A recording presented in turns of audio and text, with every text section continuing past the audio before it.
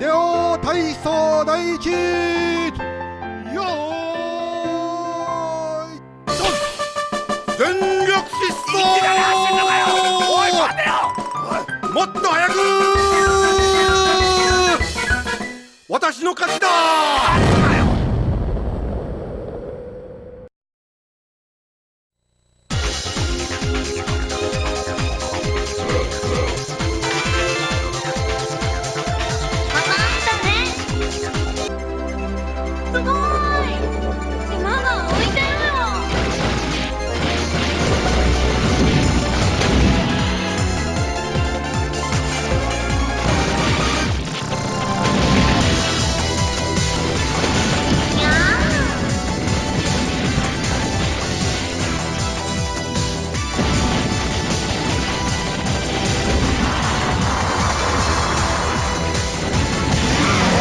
Bonjour, bienvenue dans Superplay. Je reçois de nouveau Adrien. Bonjour. Salut. Donc Adrien, tu reviens avec encore un Mushi-Hime-sama. Et oui, encore, il y en a beaucoup. Donc celui-là, c'est lequel? Alors, c'est le Mushi-Hime-sama Futari Black Label. Donc on va expliquer on va expliquer tout. Voilà, donc déjà il y a eu le Mushi-Hime-sama tout court en 2004. Puis après en 2006, il y a eu une suite, le Mushi-Hime-sama Futari, qui est sorti fin 2006. Puis très vite après, il y a eu le Futari 1.5, donc une version upgradée avec un mode ultra notamment, des changements bien sympathiques. Ouais. Et un an après, donc fin 2007, ils nous ont sorti l'ultime version, le Black Label. Donc c'est un peu chez Kev la version ultime de Scorer. Ils font ça pour pas mal de jeux. C'est des versions de scoring pur, limitées en exemplaires. Ouais. Celle-là est limitée à 150 exemplaires au monde. Ok. Oui, il faut se la procurer, mais ça vaut vraiment le détour quand même. Ça vaut le coup. Parce que là, donc c'est pas un jeu porté, c'est la PCB Arcade, il n'existe rien d'autre. Il n'y a que ça et c'est tout. Okay. Donc au niveau de... qu'est-ce qu'apporte donc, ce nouveau jeu? Bon, déjà, il y a le mode God, c'est celui-là, donc justement, qui a remplacé le mode Ultra. Donc dans la version Black Label uniquement? Voilà, parce que donc dans la version 1.5, tu avais l'original, Maniac et Ultra, comme le premier Mushi. Voilà, donc c'est 3 modes de difficulté, entre guillemets, enfin, oui, 3 modes de jeu différents. Mais c'est vrai que c'est 3 modes de jeu vraiment différents, avec des modes de scoring différents.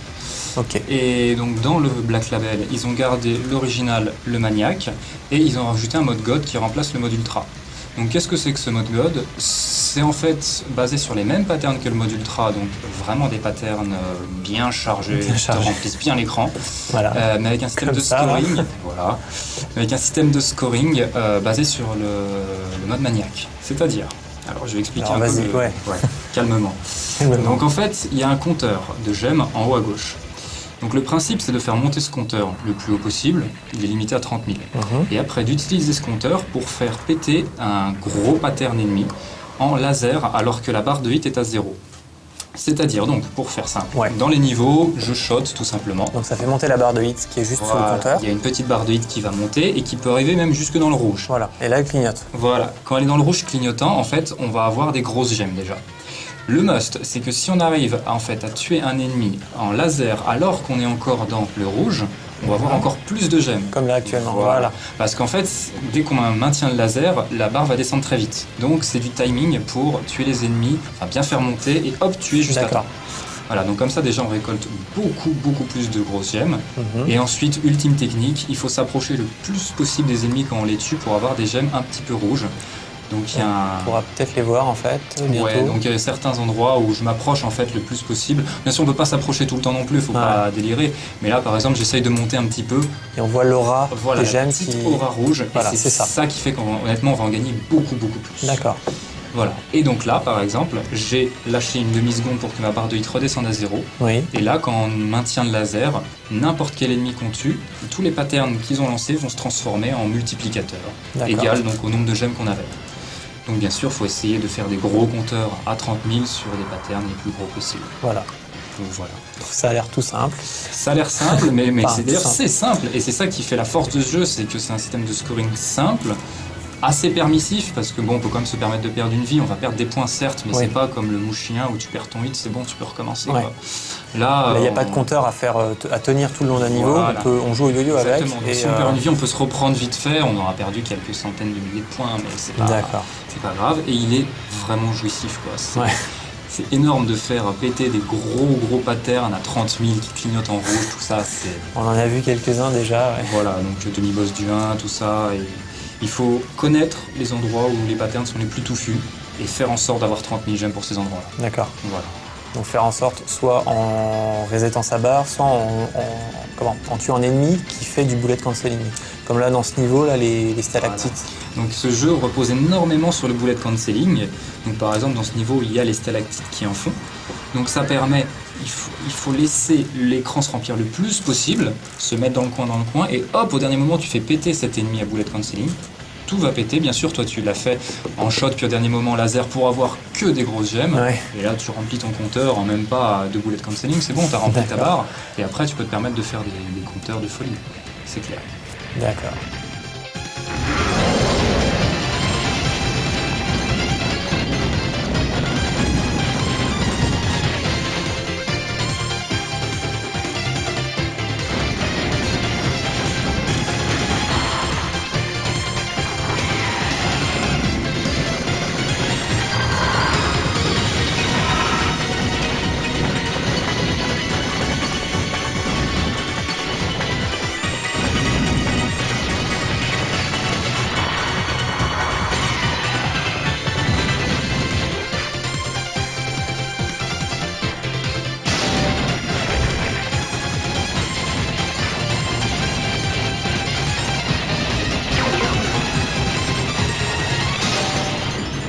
Là, comme vous avez pu le voir, il y a eu un assez gros bug qui est faisable tout au long du jeu en fait. Quand la PCB est vraiment à genoux, quand on affiche trop de sprites, tout ça, la PCB elle en peut plus et donc on disparaît littéralement. Le perso, la barre de vie, les bombes, tout ça disparaît. Là honnêtement c'était le plus gros que j'arrive à faire pendant à peu près 2 secondes. D'accord, donc de temps en temps le matériel ne suit plus et il affiche plus. Le hardware est à genoux et il affiche plus. Ouais, en même temps. Parce qu'ils ont vraiment poussé au maximum quoi. Parce que là ils n'ont pas de nouveau hardware, ils n'ont pas changé depuis. Ils n'ont pas changé justement donc depuis le premier Mushi qui était le premier KF System 3. Ouais.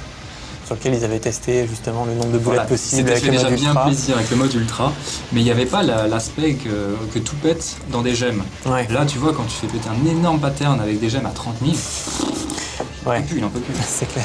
Voilà, donc ça aussi c'est aussi un petit truc sympa à faire, essayer de faire bugger le jeu, c'est comme les PGM, enfin les systèmes KF2.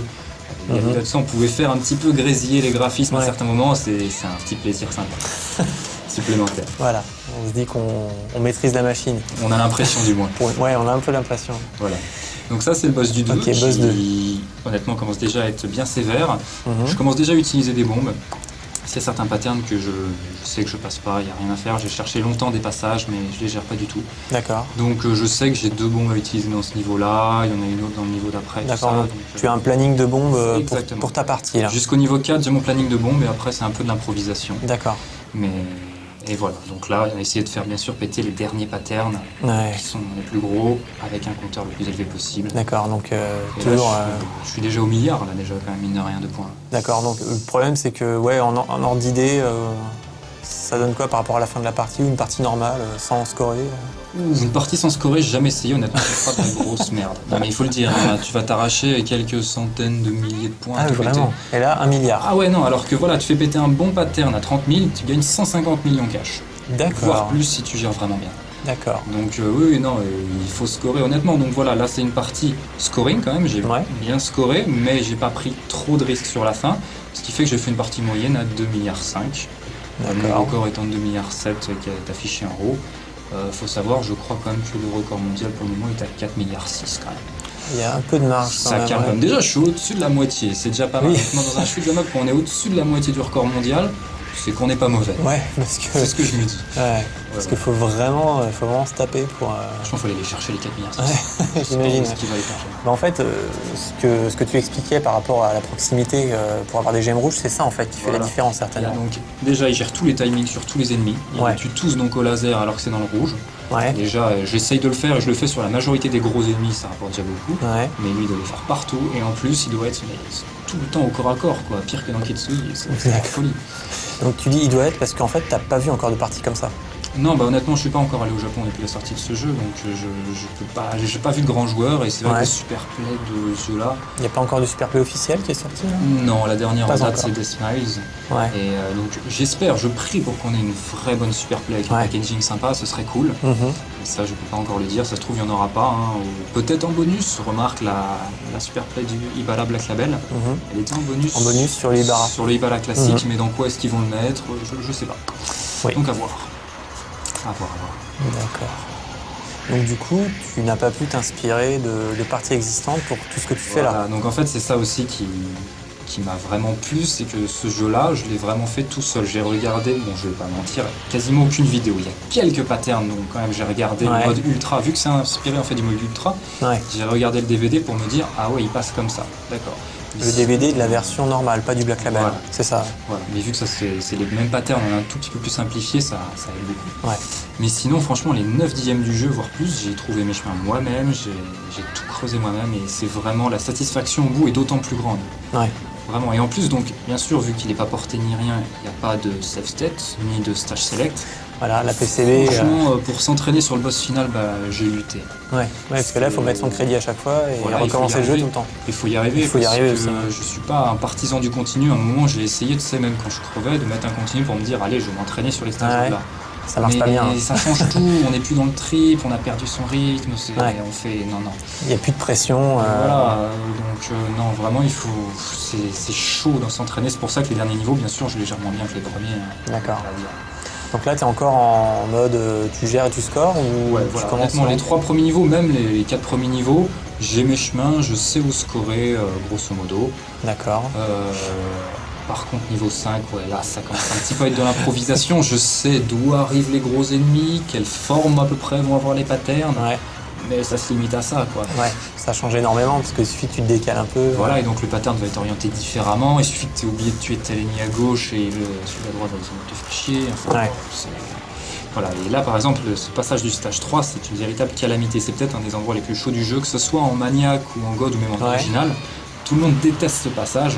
Et alors, c'est une bombée là pour. À la fin, là, je m'étais embarqué à droite. Remarque, j'aurais pu essayer de survivre vu que je joue avec l'écho qui a des options. Oui. Donc les options vont loquer l'ennemi qui est juste en face d'elle. C'est très pratique par exemple parce que là, j'aurais pu tenter de loquer l'ennemi en lui-même et de le mettre à droite. Et au bout d'un moment, les options l'auraient tué. Mais bon, dans le doute, j'ai quand même préféré lâcher une bombe. Donc l'écho pour ça est très pratique. Le souci, c'est que quand ça va loquer quelque chose que tu n'as pas envie que ça aille loquer, là t'es vraiment dans la merde. Il y a des moments, tu te dis bon allez, je fais péter cet ennemi là, et finalement ton option n'était pas au bon endroit et donc va loquer autre chose, et donc l'ennemi en question ne pète pas et tu te fais tuer par son pattern. Donc faut quand même, c'est à double tranchant, faut bien gérer les options de l'écho. D'accord. Donc là, boss du niveau 3, ça devient sérieux, non? Honnêtement, je dirais il est presque plus facile que le 2, mais il y a quand même quelques, notamment ce pattern-là que je bombe. Que tu as bombé, ouais. Ouais, mais franchement, il n'est pas terrifiant du tout.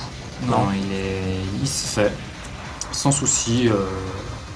En plus, il faut savoir, donc c'est vrai que j'ai oublié de préciser par rapport à la version 1.5, ils ont en fait fait un système de fusion des systèmes de tir. Donc en fait, on est plus puissant. Ce qui fait que les boss durent moins longtemps que dans la version précédente. D'accord. Donc les boss ont moins le temps de lancer leur pattern, leur gros pattern. Ce qui fait que par exemple au niveau 1, au moment j'ai carrément arrêté de tirer, c'était remarqué. Je me suis mis dans un safe spot, j'ai pu bouger, hop, tout a défilé autour de moi et j'ai fait ça exprès pour pouvoir avoir le pattern le plus gros possible. Parce que si j'avais continué de tirer bêtement, je l'aurais tué avant d'avoir un pattern intéressant. J'aurais fait un score masse. Voilà, donc c'est vrai que c'est très sympa d'avoir un tir plus puissant, mais pour scorer, des fois il faut arrêter de tirer. Là par contre, t'as pas trop pris de pause, quoi. Le dernier était bien. Oui, en fait j'ai mon timing, j'arrête et à partir du moment où il commence à tirer son dernier pattern, là je sais qu'il faut que je commence à retirer et comme ça je le fais péter avec des grosses gemmes pour pouvoir attaquer le stage 4 bien rempli.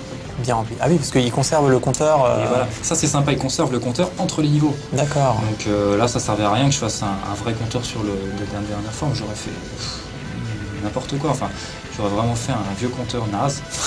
Faut le dire. Hein. Alors que là, voilà, je peux faire un petit 30 000 ici direct. Valait mieux le garder. Ah ouais.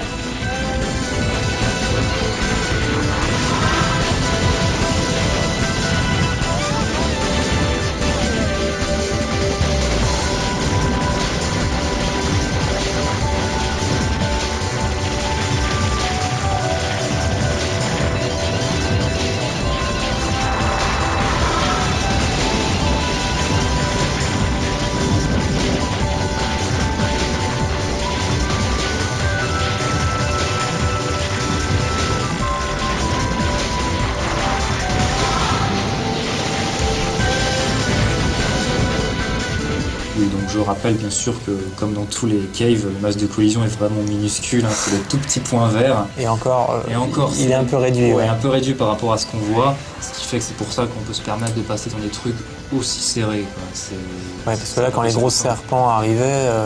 Oui, c'est quelques pixels de marge, mais c'est tout. Ouais. Et c'est ça qui est vraiment sympa dans ce mode, c'est qu'il est très dur, il faut le dire, mais c'est faisable. Alors que le mode ultra, il nous l'avait vraiment abusé, quoi. Quand on sait, je sais plus, je crois qu'il y a 2 personnes au monde qui ont réussi à le hauler, un truc comme ça, enfin très peu, c'est ce qui compte sur le main. Sur le premier Futari. Sur le Futari 1.5. 1.5. Voilà. Ah oui. Tu te dis, non mais voilà, quoi, rien que passer le niveau 1 en no miss no bomb, il faut y passer des semaines et des semaines. D'accord. Non, c'est de la pure folie. Alors que là, vraiment, on reconnaît bien les patterns, mais il y a un chemin, enfin, il y a un petit chemin, il est là, on le voit, il y a plus qu'à... Ouais, comme quoi, ça tient pas grand-chose, quoi. Pas grand-chose, quelques boulettes en moins, et ça passe d'un seul coup tout de suite mieux, quoi. Ouais, pourtant, là, il y a vraiment masse, quoi. Le demi-boss, vraiment pas terrifiant, encore une fois, puisqu'on lui laisse pas le temps de faire son pattern. Ouais, enfin, il y a le boulet de canceling juste pile à temps, quoi. Voilà, encore une fois, je sais qu'il faut au début, faut pas que je tire, et dès qu'il fait son petit flash de couleur, hop, je lock, et je sais que j'aurai donc un gros pattern à 30 000. D'accord. Encore une fois, tout ça, c'est du timing que j'ai étudié, et au bout d'un moment, voilà. Ouais, et dans ce jeu-là, t'as combien de parts d'improvisation? Honnêtement, les 3 premiers stages, très peu. Ça commence vraiment à partir, c'est vrai, la deuxième partie du 3e stage, donc qui est horrible. Ouais. Là, j'ai un chemin idéal, mais il passe très rarement, donc beaucoup d'improvisation. Ah ouais, d'accord. Ouais. Et stage 4, non, j'avoue que stage 4, c'est vrai que j'ai quand même des chemins, parce que sinon tu te fais enfermer très vite, d'ailleurs je me fais enfermer d'ici peu de temps, parce qu'en fait ça paraît pas chargé, mais les ennemis arrivent d'un peu partout, et si tu ne les tues pas à temps, voilà, hop, je me fais coincer, et c'est fini. Et t'as aucun moyen de revenir, c'est fini. Non, on voyait juste avant, en fait, tu détruisais les ennemis pile quand ils arrivaient, quoi. Au début, je sais exactement d'où est-ce qu'ils arrivent. Et même, par exemple, avant le demi-boss, à un moment, il y a plein de coccinelles qui arrivent et qui te surchargent l'écran. Je sais qu'il faut que je fasse un crochet à gauche et vite fait, je reviens à droite. Et après, clac, petit coup de stick vers la gauche jusqu'à ce que le pattern se finisse. Sinon, tu peux pas esquiver ça. Et donc voilà, jamais une sur deux, je repère une deuxième vie stupidement dans ce niveau. Et là, maintenant, tu t'es fait coincer. Encore une fois, je l'ai pas vu en fait, je l'avoue. Les boulettes se superposent un peu et j'étais tellement... je faisais tellement attention au pattern du sort de gros serpent que j'ai pas vu le deuxième pattern derrière. D'accord. Donc là, honnêtement, ma partie, elle était fichue, enfin, c'est ce que je croyais. Parce que le problème, c'est vraiment à partir du stage 5. Et normalement, quand j'y arrive pas avec 3 vies, etc., j'y crois pas, quoi. Donc là, très honnêtement, je continue ma partie pour aller m'entraîner sur le boss final. C'est dans cette optique-là que j'ai continué, et je m'attendais vraiment pas du tout à le battre. Voilà, d'ailleurs, ça se voit, hein, je vais tenter quelques esquives vraiment osées à certains endroits. Parce que donc là, tu testes des nouveaux passages. Voilà. Donc je tente, et puis sur la fin, quand même, je vois, mais mince, je suis quand même en train de gérer. Alors là, je vais commencer à essayer de survivre sur le stage 5. D'accord. Voilà. Parce que oui, vraiment s'entraîner sur les derniers niveaux, c'est pas évident. Ouais, parce que donc, oui, comme on disait, avec des continues, c'est pas pareil. Là, il y a eu un truc bizarre. Voilà, là par exemple, honnêtement, bon, je veux pas dire que c'était scripté, il y avait quand même la place de passer, mais c'était très risqué. Mais on voyait pas trop, quoi. Ça passe, vraiment, quand tu regardes au ralenti, le masque de collision est bien passé entre 2 boulettes, hein, mais c'est vrai que le coup de stick, faut oser le donner, quoi. C'est clair. Donc voilà. Et c'est sympa la mise en scène, là, quand même. C'est lui qui a le super pattern de folie, là. Non, lui, enfin, remarque, ces derniers patterns sont peut-être très compliqués, mais vu que, voilà, quand je le bats encore une fois très rapidement, il y a juste ce deuxième pattern qui, normalement, je reste au milieu et je me fais souvent coincer, donc là, j'ai tenté une petite aventure à gauche. Ouais, mais non. Non, en fait, non, il vaut mieux éviter de rester au milieu et gérer, parce que là, j'ai donc dû lâcher une bombe, c'est pas optimisé d'ailleurs. Vraiment pas. Encore une fois, t'as pas pu te confronter à d'autres vidéos pour passer... Non, malheureusement, enfin, quelque part, ça m'a fait plaisir de tout faire tout seul, mais c'est vrai que maintenant, il faudrait que la prochaine fois que je retournerai au Japon, je regarde des bons joueurs, je m'en inspire, et pour essayer d'optimiser tout ça, parce que les 3 milliards peuvent tomber sans trop de problèmes, je pense. Ouais, t'es pas si loin que ça. Bon, après, l'optimisation, c'est toujours compliqué, hein, ça je sais bien. C'est clair, les quelques petits points à grappiller, mine de rien, c'est toujours les pires. Et donc là, tu y joues depuis combien de temps ? Donc je l'ai reçu à sa sortie en décembre, il était sous le sapin. Ça fait plaisir. Ah, carrément. Combien de temps j'ai mis? Je dirais peut-être 3 mois. Parce que c'est vrai que j'y ai joué vraiment intensivement quand je l'ai reçu, parce que ça a été le coup de foudre, vraiment excellent. Mais j'arrivais au stage 5, mais sans plus. Et puis j'ai dû avoir un petit mois vide et je m'y suis remis là cette fois-ci vraiment dans l'optique de le voler. Ouais. Et je sais pas combien de temps ça m'a repris. Mais ouais, allez, 3-4 mois maximum. 3-4 mois et là, t'es encore en train d'expérimenter des trucs. Là, faut que je m'y remette. Ouais. Faut que je m'y remette puisque là, j'ai fait une petite pause. Mais oui, non, j'ai pas perdu. Tant que je me mets un crédit, c'est bon. Je arrive régulièrement au stage 5. Ouais. J'ai rien perdu. Donc au contraire, il faudrait que j'en profite là pour essayer d'optimiser tout ça. Donc là, en fait, ce stage 5, il est assez compliqué de par ces sortes de chandeliers que quand on les tue... Pas trop le temps de les voir, voilà, mais... là, il y en a un à gauche que j'ai bombé sauvagement parce qu'il m'embête tout le temps, pour être poli. Donc ces chandeliers, en fait, si on les tue de loin ou même de près, il va faire une sorte de pattern circulaire qui va envahir tout l'écran. Vous allez en voir quelques-uns au début, là. On a vu quelques-uns. Voilà. C'est pas celui-là. Celui-là est vraiment pas du tout. incroyable. Après, les prochains chandeliers sont assez loin, mais c'est vraiment chiant. Parce que tu es en train d'esquiver et d'un seul coup tu fais péter, donc sans faire exprès, ce chandelier et ça te remplit l'écran. Et très vite. Très vite. Alors le seul moyen de l'éviter, c'est en fait de ne plus tirer, de s'en approcher, de se mettre exactement dessus et de le tuer alors qu'on est dessus. Ce qui fait que ça va faire apparaître le début du pattern une demi-seconde, mais ça va faire un bullet cancelling sur tout l'écran final. D'accord.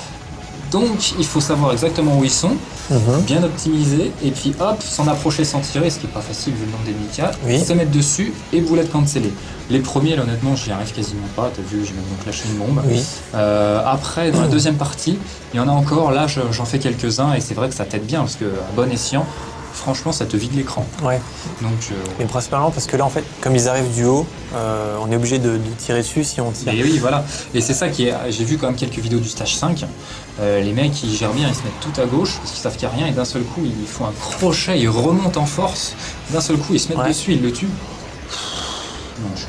Non, du coup, en plus, ça remplit l'écran de boulettes à ce moment-là, quand ils ne tirent pas. Et donc en plus, par contre, honnêtement, tu peux pas faire de grosses gemmes dessus, vu que pour faire des grosses gemmes, il faut commencer à tirer et tuer dans le rouge. Oui, mais il pète instantanément. Donc voilà. Mais bon, c'est vrai que ça fait quand même assez plaisir. Et donc là, voilà le demi-boss, qui honnêtement ne paraît pas compliqué du tout. Pas du tout. Non, mais c'est vrai qu'honnêtement, il paraît assez simple, mais le souci, c'est ces grosses boules rouges. Qui, je ne sais pas, de temps en temps, elle se positionne bien comme là, et encore, c'est chaud sur la fin. Regarde, la dernière va venir me coller, et vu qu'elle lance un dernier pattern, il faut que je me décale un mini chouïa en bas au dernier moment, et de temps en temps, elle te coince et tu peux rien y faire. Vraiment, donc oui, non, celui-là, je le passe à peu près une fois sur 5 sans bomber. Ah, d'accord. Il y a vraiment, un petit peu d'aléatoire. Ah tiens, on les voit là. Et là, on l'a vu. Bon, par contre, on l'a mal vu, oui, je m'excuse au passage, parce que la vidéo est un peu trop lumineuse, il faut l'avouer. Quand il y a des grosses explosions, ça devient tout blanc. J'ai pas réussi à obtenir un meilleur rendu que ça. Je sais pas pourquoi. J'ai tout bidouillé sur ma carte. Tu as fait la saisie chez toi, sur ma avec carte ton matériel. Session vidéo. J'ai pas réussi à avoir un meilleur rendu, donc oui, quand il y a des explosions, on voit pas grand chose. Je m'en excuse. Donc on va en voir, je crois, des chandeliers. Donc je me précise. Voilà, là il y en avait un, mais donc bien sûr que j'étais trop loin, donc il m'a fait son pattern circulaire, et là j'ai l'habitude de lancer une bombe, parce qu'il y a des ennemis qui arrivent à gauche et qui ennuient énormément.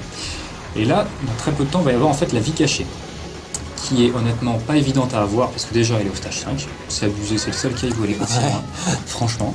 Elle disparaît assez vite, si j'étais pas en haut à gauche. Elle passe dans le coin comme ça. Elle disparaissait, mais remarque, ils l'ont quand même bougé de place par rapport à la toute première version, où c'était juste après le demi-boss, et franchement t'avais 1 seconde pour la prendre. C'était vraiment abusé, quoi. Là, t'as un petit peu le temps si tu connais bien, et la condition pour l'avoir, c'est donc de ne pas bomber les toits. Ce qui fait que c'est pour ça que les rares bombes que j'utilise dans ce niveau, je sais à quel endroit il faut que je les utilise, parce qu'il y a plein d'autres endroits où il ne faut pas que j'utilise, sinon j'aurais pas ma vie cachée. D'accord. Voilà. On a vu que tu allais très vite de chandelier en chandelier là, tout à l'heure. Ça, c'est une petite technique que j'ai trouvée, vu qu'il y en avait un en bas. Je prends mon élan dessus en faisant bullet cancelling, et ce qui fait que ça me laisse tout juste le temps d'arriver sur l'autre, et hop, je rebullet cancel, et j'y vais. Donc finalement, il y a un peu de placement quand même, c'est pas que de l'esquive pure, là ils ont bien... carrément. C'est super intéressant. Énormément de placement, et même le premier niveau, on n'avait pas l'impression qu'il était si chargé que ça. Mais en fait, j'orientais énormément les patterns. Parce que si tu les orientes pas, mais vraiment en 3 secondes, il devient 20 fois plus touffu que ça le niveau. Voilà, c'est ça que j'aime bien aussi dans les keufs, c'est qu'il y a un juste milieu entre le placement et comme de l'esquive. Quand même, le boss final, ils se sont fait plaisir. Enfin, le boss final. En effet, tu abordes le bon point. C'est pas le vrai point boss qui fâche. final. Oui, non, je l'avoue, il y a un true last boss, un TLD. La condition pour le voir est assez simple, si on veut. Il faut one life et le jeu. Voilà. Honnêtement, non, ce n'est pas dans mes cordes, il faut le dire. C'est assez violent. Donc, les seules vidéos que j'ai vues, même les très bons joueurs, donc toutes leurs bombes sur le boss final, ils les utilisent toutes, quoi. Donc non seulement c'est dur d'y arriver, mais en plus il est infernal. Alors, il n'est pas si infernal que ça. Les premiers patterns, honnêtement, sont gérables pour un bon. Franchement, un mec qui arrive, c'est qu'il est bon du stick. Donc il va forcément bien réussir les premiers patterns. Et ok, le dernier pattern est abusé, pas à dire, puisque c'est un peu comme le boss du stage 3 de Mouchia en ultra. Je sais pas si les gens se souviennent. C'est un truc qui tourne autour du boss et donc tu es vraiment obligé de suivre la marche. Mais il y a tellement de boulettes que c'est immonde et bon, vaut mieux honnêtement perdre quelques vies, tu bombes vite fait. Et tu passes. Mais à part ce pattern-là, mine de rien, c'est vrai que les patterns sont beaux. Magnifique mise en scène, superbe. Parce que c'est Larsa qui se transforme en spiritual Larsa. Franchement, la mise en scène est excellente avec les kanji qui apparaissent, un petit jeu de mots d'ailleurs au passage dedans, tout ça. Et après, t'as les kanji qui reviennent pour t'attaquer en lançant des boulettes. C'est vraiment superbe, la musique est magnifique. Les patterns sont vraiment intéressants, mais faisables à part ce dernier. Donc voilà le last boss. Que honnêtement je pensais venir m'entraîner dessus et finalement je suis avec 3 vies dessus, donc j'ai espéré. Je me suis dit c'est jouable. Mais comme un gros blaireau j'ai perdu ma vie tout de suite. Donc là la pression monte et là à partir de là c'est vraiment un petit peu de chance, j'avoue, parce que même les super players bombent, ce pattern il est absolument immonde, imprévisible. J'étais au bon endroit au bon moment apparemment. Et là, ce pattern, c'est vraiment mon préféré. On est obligé de suivre la marche. Donc là, tu es encerclé. Tu es complètement encerclé. Et en plus, ces traits, ils se resserrent et se desserrent sans arrêt. Donc, il faut vraiment faire attention. Et le pire, c'est les petites boulettes qui arrivent en plus. Les petits paquets de 4, paquets de 4 qui arrivent. Il faut vraiment bien les prévoir. Parce que sinon, tu te fais bloquer en un rien de temps. Et franchement, quand tu es dedans, c'est bon. Ça rappelle un peu le dernier pattern d'Ikaruga. Sauf que là, t'as pas de couleur. Ouais, là t'es obligé de suivre. Pas d'autre moyen. Pas le dernier d'ailleurs. Avec les petites accélérations en fin de pattern qui sont toujours fatales. Déjà, rien que le jeu, honnêtement, il a du mal, donc il faut bien prévoir les accélérations. Moi, je les connais, je sais qu'à la fin du pattern, ça va réaccélérer, donc faut être au taquet. Ce pattern-là, je l'avoue, j'ai essayé de regarder une vidéo. Parce qu'en fait, si t'es au milieu, ça va se croiser. C'est immonde. Et ça va être impossible. Et j'ai vu donc les super players, ils ont une technique qui commence comme ça. Et en fait, ils balayent l'écran pour duper un peu le boss et lui faire envoyer ses patterns d'un côté puis de l'autre. Et honnêtement, le timing est ultra serré, ça paraît simple à voir. On a vu que tu perdais du temps en fait sur le dernier. Je perds trop de temps et ce qui fait que je me fais rattraper. Bon, déjà, j'ai réussi à survivre 1 ou 2 passages, ce qui est déjà pas mal. C'est déjà pas mal. Et puis là, voilà, vu que c'est ma dernière vie, j'avoue, je me suis bien servi des bombes. Oui, il valait mieux. Voilà, je l'ai eu, c'était tout ce qui comptait. Voilà. Mais les olés rapportent quasiment pas beaucoup de points. Et juste comme les vies qui doivent rapporter 40, je sais plus, quelques points, mais c'est pas énorme. Vraiment pas énorme du tout. Donc si tu veux scorer, ça sert à rien en fait de se dire faut que je batte le boss final, quoi. Vaut mieux prendre des risques dans les niveaux pour optimiser le scoring dedans. C'est là où tu feras le plus de points.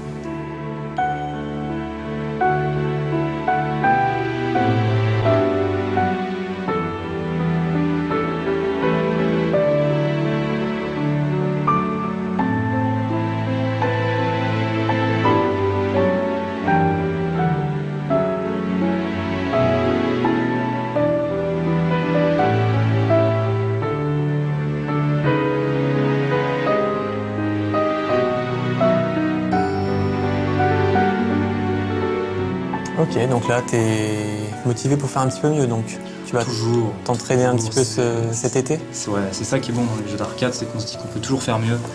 Et là, quand je vais retourner cet été, je vais bien regarder, je vais bien t'inspirer. Il faut, parce que déjà j'ai réussi à sortir ça tout seul, je suis déjà vraiment content. Et en s'inspirant, je suis sûr qu'on peut gratter beaucoup. Ouais, des petites techniques de sous dans tous les sens. C'est clair, déjà rien que les premiers scores que j'ai sortis par rapport à celui-là, c'est dingue quoi. Le progrès que j'ai fait en essayant de grappiller, j'oriente un peu le pattern là, j'attends un peu plus ici, tout ça. C'est ça qui est bon. D'accord. Et sinon, un autre jeu en vue, à part celui-là, non? Pour le moment, non. Pour le moment, non? Pour le moment, non. Je reste sur là-dessus et 2DX. Oui. Dans un autre genre. Ok. Ben, merci Adrien. Mais de rien, ça fut un plaisir. Puis bah, si tu fais mieux, bien sûr, ou si tu fais un jeu où il n'y a pas d'insectes, par exemple. Non, je ne suis pas du tout fanboy de la saison, enfin de la série Mushimi-sama. Ouais. En fait, si j'aime beaucoup, c'est clair. Ouais, mais bon, c'est juste le gameplay, quoi. Il y a le gameplay, mais aussi, ça a été mon premier vraiment manique que j'ai holé, tout ça. J'aime beaucoup l'ambiance insectoïde, tout ça en plus. Donc, c'est clair que j'aime beaucoup la série des Mushi, il faut le dire. Ok. Voilà. Bon, bah, au prochain Mushi alors, peut-être. Peut-être, espérons. Ok, ben merci Adrien. Allez, salut.